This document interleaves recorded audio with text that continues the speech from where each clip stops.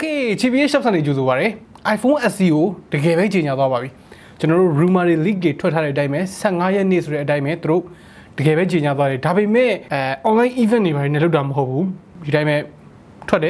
သွားပြီဒါပဲသူတို့ Apple website မှာတင်လိုက်တယ်ဒါလေးပါပဲ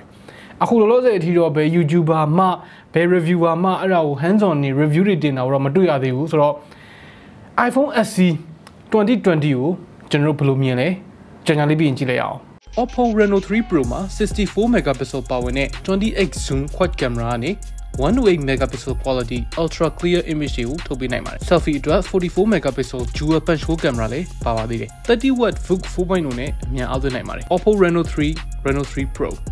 clear in every shot ဆိုတော့ဒီတစ်ခေါက်ထွက်တဲ့ iPhone SE ရဲ့နာမည်က iPhone SE ပါပဲ။ဒါပါပဲ။ဆိုတော့ကွက်ပြဖြစ်သွားအောင်เนาะကျွန်တော်တို့က iPhone SE 2020လို့ခေါ်မှာပေါ့เนาะဒါပေမဲ့ Apple ရဲ့ official naming ကတော့ iPhone SE ပဲသူကဘာလဲဆိုတော့ iPhone 8ရဲ့အခွန်ထဲမှာရှိနေတဲ့ Apple ရဲ့ budget iPhone အသစ်ပါ iPhone SE တုန်းကလိုပဲ iPhone SE တုန်းက iPhone ရဲ့ 5S body ထဲမှာပေါ့เนาะ 5S ရဲ့အခွန်ထဲမှာရှိနေခဲ့တဲ့ကောင်ဒီကောင်ကကြတော့ iPhone 8ကိုယူလိုက်တယ်ဆိုတော့ size ကတော်တော်လေး compact ဖြစ်တယ် 4.7 inches ပဲရှိပါတယ်အခုဒီခေတ်ကြီးမှာ6 inches 5.8 inches လောက်ဆိုလို့ရှိရင်တော့မှဒါတော်တော်လေး compact ဖြစ်တဲ့ဖုန်းတစ်လုံးလို့ပြောလို့ရတယ်ဒီကောင်က 4.7 ဆိုတော့တော်တော်လေးကိုသေးပါတယ်ဒါပေမဲ့ခင်ဗျားတို့ထင်သလောက်ကြီးအရင်ကြီးတော့သေးကြီးတော့မဟုတ်ဘူးဘာဖြစ်လဲဆိုတော့ तू က 16:9 ratio ပဲသုံးထားတဲ့ screen ဖြစ်နေလို့ပါဆိုတော့ iPhone 6, 7, 8အဲ့လောက်ကိုကင်ဘူးတဲ့သူတွေဆိုလို့ရှိရင်သဘောပေါက်ကြလိမ့်မယ်လို့ထင်တယ်အဲ့ဒီ size ပဲအပေါ်တွေအောက်တွေမှာ black body တွေအကြီးကြီးတွေပါနေမယ်ပြီးတော့ OLED screen မရဘူး 120Hz ဘာညာအဲ့ဒါတွေမပါဘူးဒါပေမဲ့ HDR playback ကိုတော့ support ပေးသေးတယ်ကျွန်တော်အမြင်နဲ့ပြောရမယ်ဆိုလို့ရှိရင်ဒီ iPhone SE အသစ်မှာခစ်မမီဆုံးခစ်နောက်ကျအကြံငယ်ဆုံးအားမရဆုံးဖြစ်မဲ့တစ်ချက်ဒီ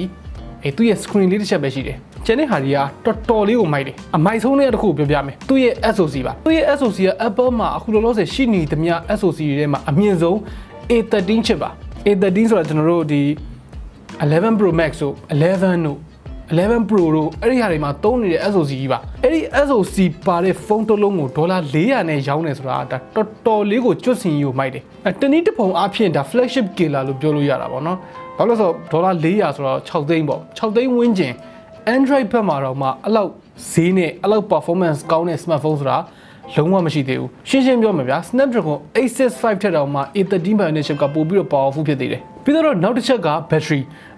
mAh ကဘယ်လောက်များတယ်လို့တော့မပြောထားဘူးဒါပေမဲ့ Apple ကပြောထားတဲ့ပုံစံအရာကတော့ iPhone 8တုန်းကထက်တော့ battery ကပိုခံလိုက်မယ် A13 chip ကြောင့်လည်းပါတာပေါ့နော်ဆိုတော့ဒီမှာ Apple ရဲ့ website ကဟာလေးတစ်ခုကို reference ယူလို့ရတာရှိတယ် iPhone 11 Pro ကို20 hour of video playback လို့ပြောတယ် iPhone 11ကိုကျတော့17 hour လို့ပြောတယ် iPhone 10က16 hour iPhone SE 2020က13 hourဆိုတော့ကျွန်တော်ထင်တယ် iPhone 10s နဲ့ 10s Max နဲ့ဂျားတွေကလောက်ဒီကောင် battery ခံလိုက်မယ်ပြီးတော့အဲ့ဒီ battery တွေမှာမဟုတ်ဘဲနဲ့သူကအားသွင်းလို့ရှိရင်လည်း18 watt အထိ fast charging ကို support ပေးတယ် nice 18 watt ဆိုတာ Android လောကမှာတော့အများကြီးလို့မခံစားရပေမဲ့ iPhone 11 Pro Max ကိုအားသွင်းတာလည်း18 watt နဲ့ပဲသွင်းရတာဗျနောက်ထပ်အနည်းကျတစ်ခုရှိသေးတယ် camera ဒီတိုင်းကြည့်လိုက်မယ်ဆိုလို့ရှိရင်တော့အရင်ကြီးကောင်းလှတယ်လို့ခံစားရမှာမဟုတ်ဘူးဘာလို့လဲဆိုတော့ camera တစ်လုံးနဲ့အဲ့ဒါကိုမှ12 megapixel f1.8 ဆိုတော့ဒါပေမဲ့ A13 chip ရဲ့အကူအညီနဲ့ဒီကောင် portrait ပုံတွေရိုက်လို့ရတယ်တစ်လုံးနဲ့ဆိုပေမဲ့လေကျွန်တော်ထင်တယ်ကင်မရာကတော့အရင်ကြီးပိုးစိုးညံ့တဲ့ထဲမှာတော့လုံးဝပါမှာမဟုတ်ဘူးဒါပေမဲ့တခုတော့ရှိတာပေါ့နော် ultra wide တော့မရဘူးပေါ့အဲ့ဒီချက်ကတော့တော်တော်နှားတယ်ပြီးတော့သူတို့ပြောထားတဲ့အထဲမှာ night mode တွေပါတယ်ရတယ်လို့လည်းမတွေ့ဘူးပြီးတော့ဒီ channel feature တွေကတော့တော်တော်လေးကောင်းတဲ့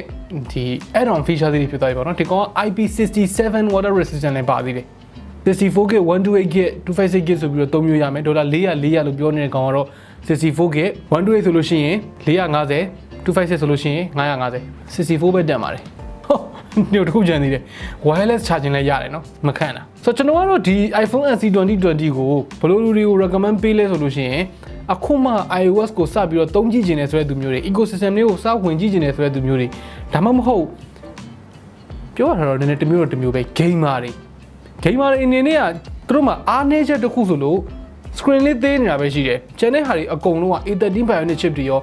iOS App Store တွေရောအကုန်လုံးက gamer တွေအတွက်မိုက်တယ်ဘာပဲပြောဗျာဒေါ်လာ400နဲ့ A13 Bionic chip ကြီးကိုရတယ်ဆိုတာကြီးကပိုးစိုးပတ်ဆက်ဟိုလိုဟက်လက်ပလက်လန်ပြီးတော့တန်တယ်ဗျာ Okay ဆိုတော့ခင်ဗျားတို့ရောဒေါ်လာ400ရှိရဆိုလို့ရှိရင် iPhone SE 2020ကိုမဝယ်ဘဲနဲ့ဘယ်ကောက်ကိုဝယ်ပြမယ်ထင်လဲ ဒါမှမဟုတ်ရင်လည်း iPhone SE 2020ကိုဘာကြောင့်ဝယ်ပြစ်မယ်လို့ထင်လဲ comment တွေမှာဝင်ရောက်ဆွေးနွေးညှိခုံသွားလို့ရပါတယ်နောက်နေ့မှတွေ့တော့ပေါ့